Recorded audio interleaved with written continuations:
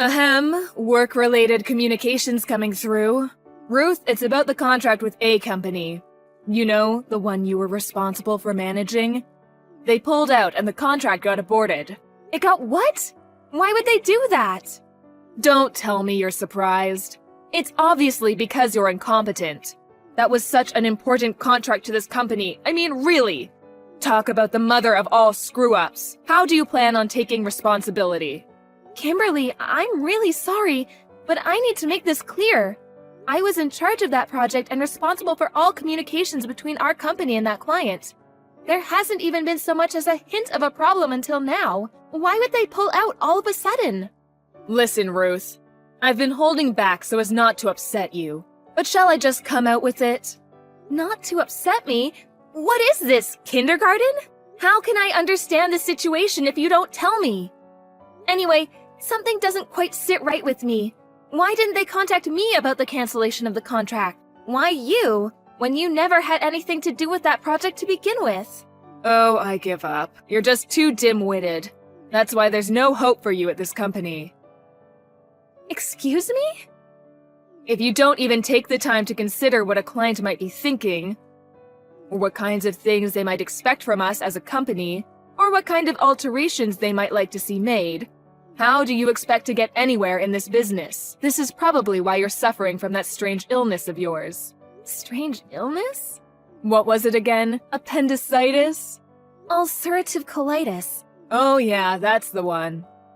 Listen, Ruth, when you become an adult and enter society, you have a responsibility to properly look after and manage your own health. My illness has nothing to do with whether or not I'm looking after myself properly. It's genetic. Besides, don't change the subject. What does my illness have to do with the cancellation of this contract? I'd appreciate if you kept your comments about my health to yourself, given it's got absolutely nothing to do with you. Because you're defective. What? The client said they had to abort the contract because they didn't feel comfortable doing business with someone who they felt could collapse at any moment. You have to admit, it's too risky from a client's perspective to be engaged in negotiations with someone so sickly and diseased. If that's true, why would their first move be to pull the plug on the project entirely instead of requesting a change of personnel? You're saying the contract itself got canceled, aren't you? Why couldn't someone like, say you for example, have just stepped in as a pinch hitter to save the project and ensure all of this time and resources that went into it thus far weren't a total waste? Why would I know? Do I look like a mind reader? All I know is that the client said they can't do business with us anymore. Why are you clinging to them so desperately now they're gone? It was all your fault.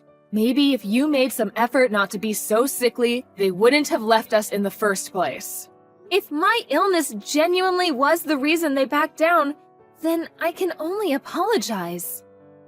Unfortunately, this isn't the kind of problem that goes away with a mere apology. Why don't you take a long, hard think about the damage you've done to this company? And take responsibility accordingly? Yes, understood. Not understood. What are you going to do? I want detailed suggestions, proposals, a plan of action. How do you intend to make up for this? I'll work to the best of my ability to undo my failure and bring the client back. Wrong answer. What you really need to do is have more awareness of your status as sickly, dead weight at our company. And accordingly keep your mouth shut, keep your head down, and work silently in the background where you can't cause any further problems. If that's too hard for you, I think you'd make for an excellent coffee girl. I take milk and 2 sugars. If even that's too difficult, I suggest you start sleeping with the right people, because you're doomed to a future of failure and disappointment if you rely solely on your ability to actually do the job. You're an incompetent fool, and everyone knows it. You're leaving my messages on read. How mature. Sulking, are we? This is exactly what I'm talking about. The moment things become a little inconvenient for you, you bury your head in the sand, even going as far as ignoring your direct superior. You really are beyond help. If I'm honest, I'd rather you just resigned.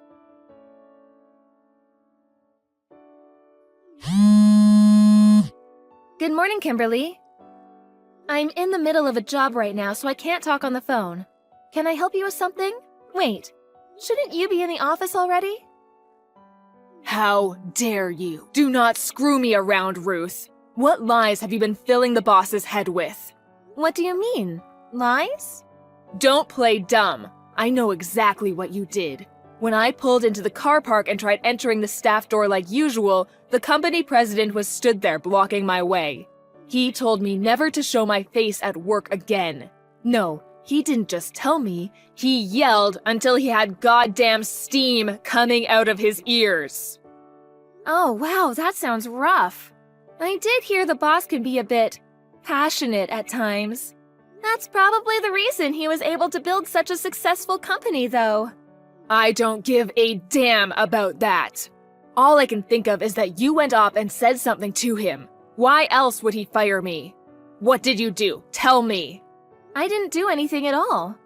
All I did was head out this morning to apologize for losing the contract you told me about. What? Think about it. If a project collapses and it's your fault, don't you think offering a sincere apology and requesting the decision be reconsidered after promising to do better is the right and reasonable thing to do? That wasn't just my project after all.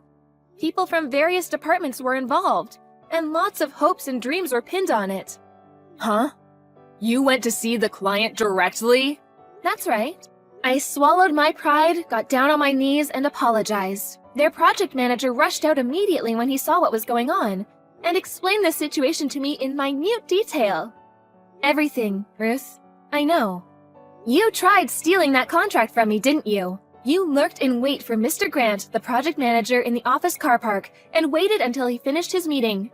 Then, when he got out, you basically forced him to go to dinner with you. You did nothing but badmouth me at the restaurant. Then, when you thought you'd trashed his opinion of me, you started trying to convince him of what a talented and reliable employee you are, Mo. Have you no shame?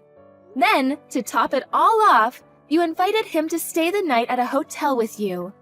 He described his feelings at the time of a complex mixture of shock, disgust, and terror. Being so desperate to go home at that point that he'd do anything to get away from you, but at the same time wanting to avoid handing you the project at all costs. He did the only thing he could think of and proposed aborting the contract entirely.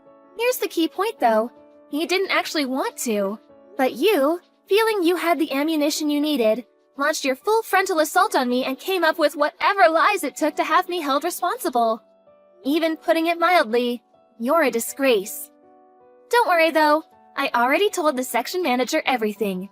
Based on what you just told me, it seems like word of what you did made its way into conversation with the president. Why, you little... You really shouldn't have done that.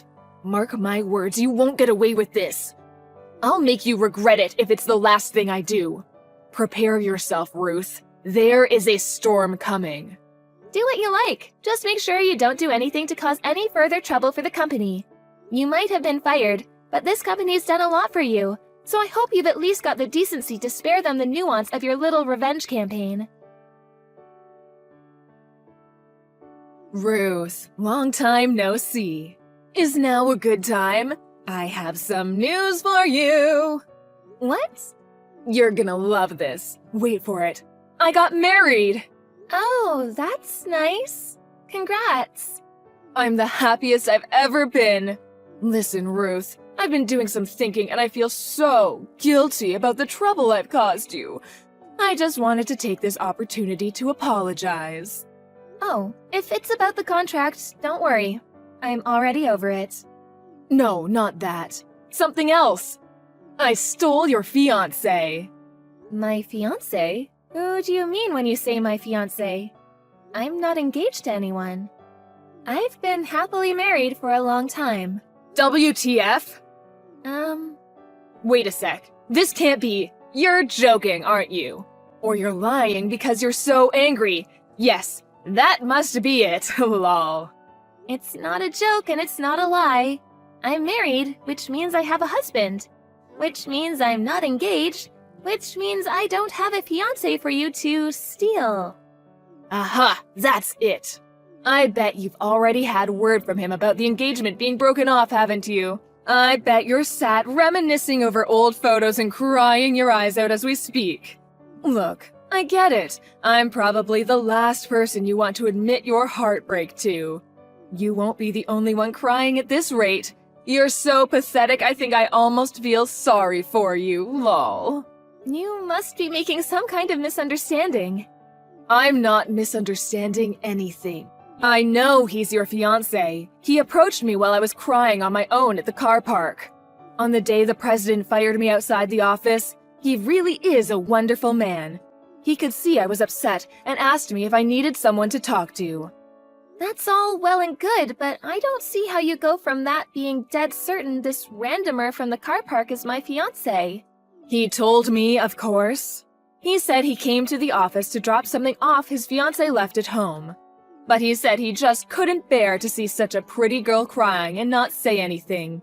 I figured out he was your fiancé. Well, we were chatting over a coffee in a local cafe. I'm sorry to say this, but he said he found me much more attractive than you, and that I gave him butterflies in his stomach of the kind he hadn't felt since he was a teenager. Things between us began moving really fast after that. We went to bed together that night, and before we knew it, we were discussing marriage. It was then I knew I'd found my soulmate. He sounds like a scammer. Huh? Yep, a marriage scammer. What? Don't be so ridiculous. A marriage scammer, what even is that? Make some sense, woman. We are soulmates. Are you jealous? Is that it? Kimberly, it seems like your desire to take revenge on me is clouding your better judgment and impairing your ability to think rationally. That's the most obvious marriage scam I've ever heard of. Did he ask you for money at any point while he wasn't whispering sweet nothings in your ear? Let me guess. Something like an advance payment on the wedding costs, which he empathetically promised he'd give you back later? Huh? How did you know? Yes, he did. But that's hardly unusual. Things are moving really fast between us, so he probably didn't have the funds to get the ball rolling at a moment's notice. This is just how whirlwind romances are. Oh, no. You'll never see that money again. I'm pretty familiar with this scam because I had a friend who very nearly fell for the same one a while back. Luckily, she realized what was going on and backed out at the last minute. You, however, such a shame. I'm actually embarrassed for you, Ruth. The lengths you'll go to hide your heartbreak over having your fiancé stolen are bordering on tragic. Please salvage what remains of your dignity by gracefully admitting defeat. Yes, that's right. You lost, and I won. I can repeat myself if you like. I'm already married. My husband's abroad on business right now. But I can send you some pictures of us if you like. Oh, please, stop it, Ruth. You can't seriously expect me to believe someone like you could bag yourself a husband. What man in his right mind would have an interest in a sickly little creature like you? We were classmates in high school. We were friends since long before I fell ill. He confessed his love to me after I got my diagnosis. He said the illness was irrelevant to him, and he wanted to be with me because he loved me. Wait a sec. What? So this guy I'm engaged to really isn't your fiancé? Yay, you finally got it! This is kinda what I've been trying to tell you this whole time. I just tried to call him. He won't pick up. What should I do? Help! Not my problem. What? You mean you're not going to help me? This is all your fault. The least you could do is give me some advice. Take responsibility for what you have done. What? This is my fault? So let me get this straight. First, you tried to steal my contract back when you still had a job and failed miserably. Then, you tried to steal my fiancé, assumed, and failed miserably once again. Is that a fair summary? To top it all off, suddenly I'm the one who's responsible somehow? Really gets the neurons firing. Would you mind explaining which part exactly is my fault? I'm drawing blanks here. Don't twist the facts. I want my money back. $40,000 directly into my bank account now. Nope. 40K though. Wow, he took you to the Gleaners. It's time you learned how to take responsibility for your own actions, Kimberly. Fine, you win. I'll apologize for what I did. I'm sorry for everything. The contract, trying to steal your fiancé, everything. Can I just have my money back? Please? Not only did he take my entire bank balance, I don't even have a job anymore. How am I supposed to live? Go back and live with your parents then? Or you could, I don't know, find a new job?